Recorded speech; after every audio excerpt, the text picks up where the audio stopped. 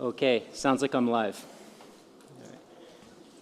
Good day, everybody. My name's Matthew Phillips. I'm a neurologist at Waikato Hospital in Hamilton, New Zealand, and I'm sure I know a few of the people here already. Today I'm going to talk about Parkinson's and ketosis, and let's begin.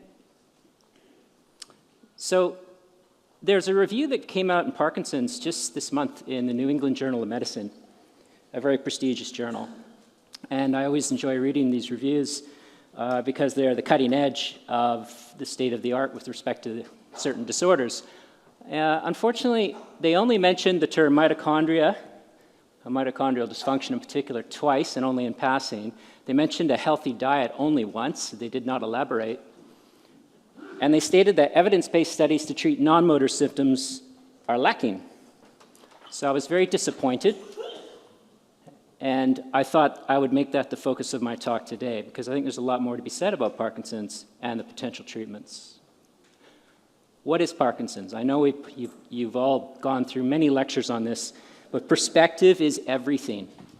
If you have a perspective that something is red, it's red no matter what other people tell you. But if you change your perspective and see something from a different angle, it can make all the difference in terms of what you can do about it. So I would submit that Parkinson's is, first of all, a multisystemic disorder. It's typically diagnosed by the motor symptoms, the tremor, rigidity, bradykinesia, and so on, pathology in the basal ganglia, certain brain structures, and its associated protein aggregates, the alpha-synuclein that composes much of the Lewy bodies, and so on. But it's a lot more than that. So there are the non-motor symptoms, which everybody knows about here. So we've got mood, cognitive disorders, we've got autonomic failure, so the blood pressure drops, gastrointestinal problems, urinary dysfunction.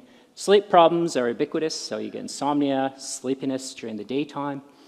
Sensory impairments, smell goes very early. There are a lot of people who have pain syndromes. And fatigue and sarcopenia, which has been mentioned, and weight loss are all very common in Parkinson's. So this is not a brain disorder, and it's not even a nervous system disorder, it's a whole body disorder. So it's multisystemic. In addition to that, I would submit that Parkinson's is a multisystemic mitochondrial disorder. There's substantial evidence now, just in the last few years, building up quite momentously, that impaired mitochondrial biology, and I use that term rather than mitochondrial dysfunction because mitochondrial dysfunction is very simplistic and doesn't portray the sheer magnitude and diversity of the impairments in the mitochondria as does impaired mitochondrial biology. They are their own ecosystem in the body. And there's far more of them than there are even gut microbes. Okay? Far more. So these used to be seen as the powerhouses of cells, the things that make the energy for our cells. They do that. But it's best to see them now as processes of cells. They actually coordinate cell functions, metabolism, bioenergetics, gene signaling, you name it. The mitochondria are the things that are coordinating all these processes. They are multifaceted. Now that's the typical picture of a mitochondrion, this bean-shaped, ellipsoid-shaped thing. They don't really look like that all the time. They become long and stringy, they become small and round, they merge together, they split apart, they can become big, they can become small, so it's very simplistic, but we'll use it. Now, you can divide mitochondria impairments into several levels. And I'll start with the simplest level and build up to the most complex. Don't worry about the details here, just understand that mitochondria are very complex. They coordinate cell processes, and they have 6 major levels of impairment in Parkinson's. So the first one is the actual components of the mitochondria, the molecular components, the DNA, the proteins, and so on that make them up. They're damaged. Then we have simple processes inside the mitochondria. Those are called activities. They are impaired on a certain level. Then complex processes inside mitochondria, functions, they are impaired at a certain level. So if you use the term mitochondrial dysfunction, you're only talking about one level. Impaired mitochondrial behavior, that's how a single mitochondrion, what it does within a neuron. These things move around. They can actually transport themselves from cell to cell. They can go in the blood. They don't need to live in cells. These are called cell-free mitochondria. We've only discovered these in the last couple of years. They are able to jump ship and move around. Then we have this concept of mitotypes. Most scientists doctors, neurologists don't know this either. So mitotypes are different kinds of mitochondria. Different neurons have different mitochondria that are specialized for that neuron. Mitochondria in the cerebellum, one part of the brain, are different from mitochondria in the substantia nigra, which is one of the structures impaired in Parkinson's. Okay? They are optimized bioenergetically for their particular cell type. And of course, at the top, impaired metabolism in the cell. We know that in Parkinson's, metabolism, which is all the chemical reactions in the body, is impaired within a number of cells throughout the body, but most particularly certain parts of the brain. Okay? And these are the parts that lead to the symptoms. So what I'm trying to tell you with this picture is that mitochondria are very complex and impaired on many levels in Parkinson's. What causes it? Nobody knows, but we can take some very educated guesses as to what triggers this. There are many factors that can trigger this. Most of them relate to our modern lifestyle. Not all of them, but most of them. So we've got a lot of modern chemicals, heavy metals, pesticides, herbicides, solvents that are implicated in Parkinson's. We've got the modern dietary lifestyle, too many processed carbohydrates, and too many meals throughout the day. It's not normal to eat 3 meals a day, evolutionarily. It is not normal. Sedentary behavior, so inadequate cognitive stimulation, inadequate physical activity, social isolation, that's a big risk factor for Parkinson's later in life, sleep problems, and of course genetics. Genetics is a minor factor. It's about 10% of Parkinson's, maybe 15%.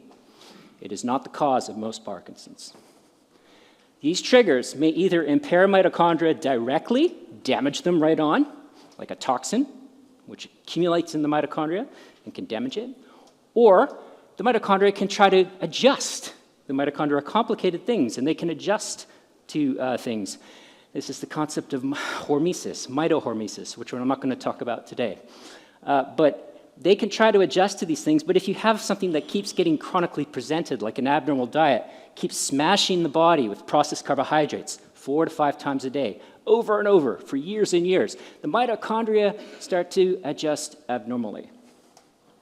And this impairs them on all those different levels. These triggers are mostly environmental. Genetic factors are important in a subset of people, but in general, they're less important. That's important because it means you can do something potentially about Parkinson's. Now, the last 3 slides are a bit complicated. This is the summary slide. Hit you with it again. I want you to understand. We have a paper coming out on this that I'm co-writing with Dr. Martin Picard, a mitochondrial specialist at Columbia University in New York. It's coming out this week. So there's a section on Parkinson's in that paper, and if you want to contact me and read it, I can direct you to it. But this is an integrative view of Parkinson's. It can be seen as this sort of iceberg type concept. There's a visible tip. Now, what we do in clinical practice, what I do is, in Waikato Hospital, and what basically all neurologists do is we try to manage the tip, the Parkinsonism, some motor symptoms and the non-motor symptoms. We try to, we can do imaging. If the Parkinson's is advanced enough, we can see atrophy in certain structures in the brain. And of course, if you look at things under a microscope, you can see the aggregates of the abnormal proteins. But that's not Parkinson's, that's Parkinson's. Everything below the water. The tip is a sequelae, a late-stage effect of the real disease process in Parkinson's, which I would submit. Look, there's lots and lots of converging lines of evidence that are coming to this conclusion, and they have been for a couple of decades.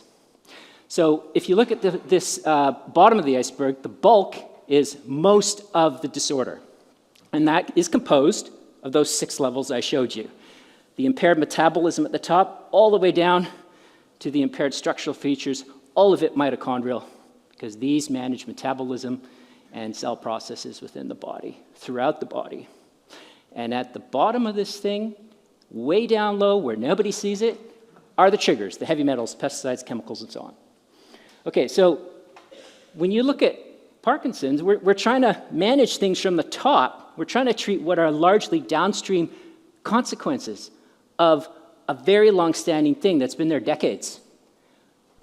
I'm not against that. I like medications. I use them all the time. But I'm very well aware that they mask symptoms mainly. They're not there to heal and restore things. You need to treat the bottom too. It's my hope that in the next 10, 20, 30, 40, 50 years, we develop strategies to start treating the bottom. Just remember, Parkinson's is mostly in the bulk. It's what you don't see that causes the stuff that you see. Okay, this introduces the concept of ketogenic metabolic therapy, or KMT.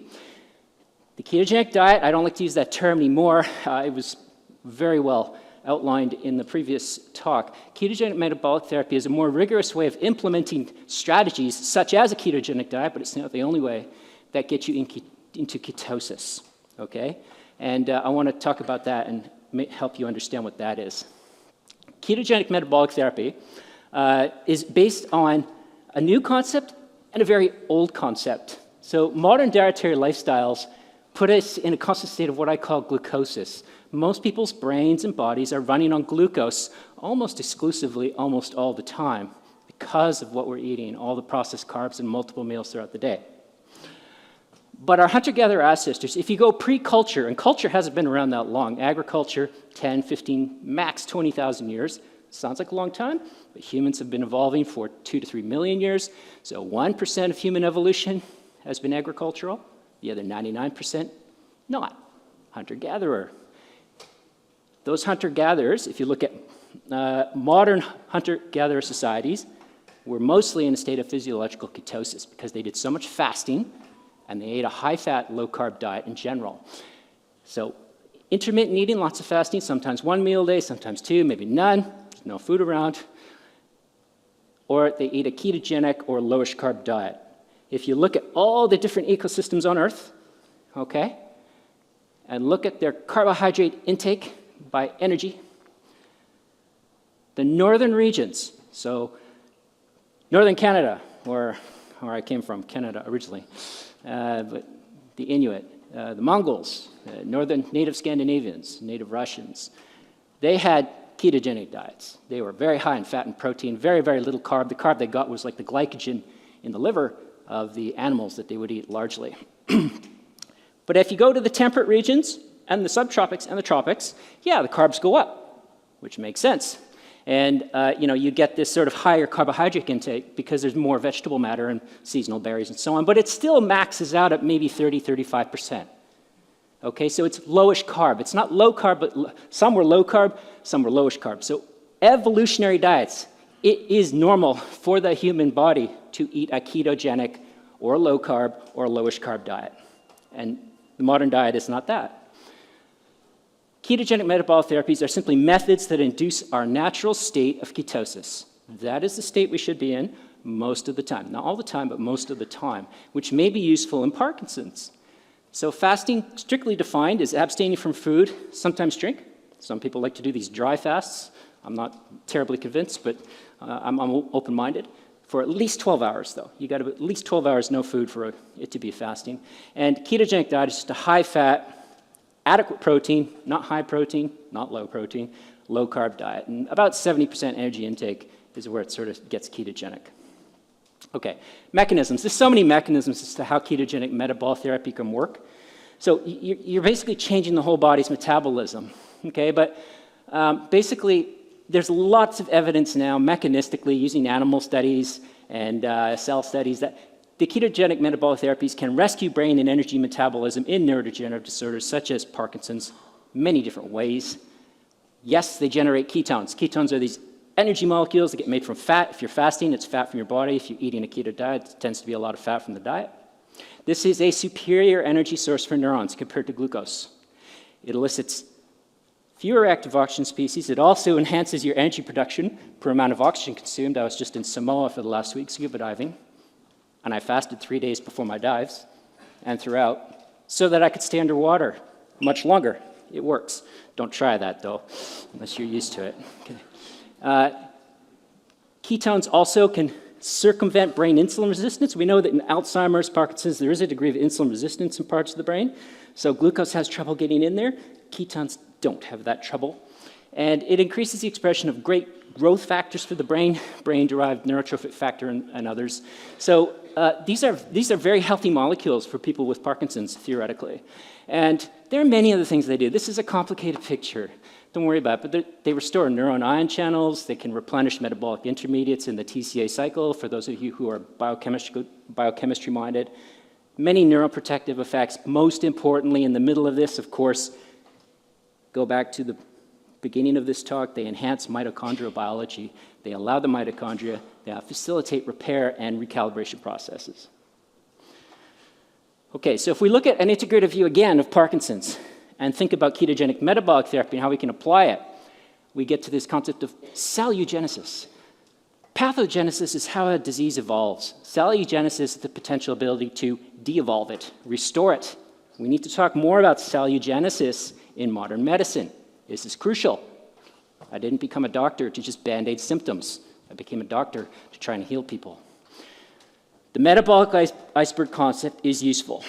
It can alter many of the factors at the base. There are many different ways to do this, not just ketogenic metabolic therapy. If you see all these factors, and I haven't even listed them all, there are many ways to try and change this, which potentially can change the bulk, because mitochondria are versatile and dynamic and adaptable.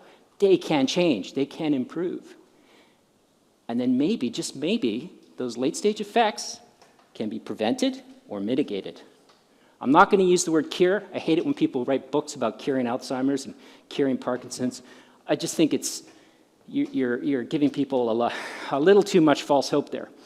Okay, so there are multiple strategies to this. In the last few minutes, I'm just going to talk about some of the evidence for ketogenic metabolic therapy in Parkinson's. Now, there was a clinical trial that came out about 20 years ago by Dr. Ted Van Italy in the States. He's unfortunately passed away. But this inspired me to do our clinical trial. So he investigated a single-arm clinical trial. That just means one group of people. There were only 7 people. He did a hyperketogenic diet. Hyperketogenic diet means it was very high in fat, very low in protein, which causes problems, and only over 4 weeks. So 90% fat, 8% protein. That's crazy ketogenic. And they just looked at the motor scores using the UPDRS-3, and they improved by 43% at the end of 4 weeks. Sounds amazing. However, there are some caveats here. So the baseline, lower is better. Went from 23 or so down to 12 or so, 43% improvement. Now, the weaknesses include, there was no blinding of the assessors to the diet. The neurologist assessing these people knew they were on that diet because there was no control arm with people on another diet, like a normal one. There was no control group, as I just said. So you have this thing called the placebo effect, where if you expect to get better, you do. It's very powerful in Parkinson's, on the order of 20% or so. People can improve just because they expect to. So that wasn't controlled for. Very low protein, which enhances levodopa bioavailability. And only 5 of the 7 patients finished it over 4 weeks, 70% completion rate. So that's not great for something that's only 4 weeks long. But it did inspire us to do this trial, a randomized controlled trial, which was published a few years ago now. Gosh, it doesn't seem that long ago, but this was a single-blinded, so we blinded the assessors. Obviously, you cannot blind a patient to a diet. I always get criticisms when I do these studies. It was not a double-blinded trial. It's impossible to blind a person to their diet. It's physically impossible, unless they have so much dementia they don't even know what they're eating, okay? So it was a 2-arm parallel trial. It compared a healthy low-fat diet, 23 people, with a modified ketogenic diet, 24, so 47 in total, decent numbers, over 8 weeks. Why 8 weeks? I just wanted to double what Dr. Van Italy had done, because there had been nothing else since his study when we did this study, so let's just double it. And funding was an issue too, I have to say.